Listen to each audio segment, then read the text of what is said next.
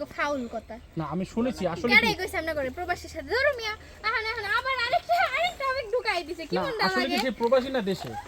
ভাই সে দেশি, সে বিজনেসম্যান, সে ব্যবসা করে। হ্যাঁ, তার অর্থ সম্পদ টাকা পয়সার কোনো কিচ্ছুর অভাব নাই, সে আনমেরিড, সবকিছু বলে দিলাম। আচ্ছা কিভাবে সম্পর্ক হলো একটু যদি বলেন। ভাই ফ্যামিলিগত ভাবে। আপনার কোনো চয়েস ছিল না? না আমার কোনো কথা নাই, সব বাপ মা। মানে নিজের একটা চয়েসে করছেন এই জন্য ঠকে আর হ্যাঁ, এর জন্য এখন হচ্ছে নিজে ইচ্ছে চান না নিজে না, করার জন্য, না, এখন নিজের ইচ্ছে আগাচ্ছে নাকি বা ফ্যামিলি। ফ্যামিলি? তো কতদিন মানে তার সাথে ঘোরাফেরা একসাথে? ঘোরাফেরা এখনো হয়নি, বিয়ে পড়া হবে ইনশাল্লাহ। বিয়ের পরে হবে? হ্যাঁ। আচ্ছা বিয়েটা কোথায় হবে? এটা আমাদের এলাকায় হবে, নারায়ণগঞ্জ। কত লোক খাওয়াবেন? খাবো ইনশাল্লাহ, দেখি। আমাদের কি দাওয়াত করবেন? হ্যাঁ হ্যাঁ করবো।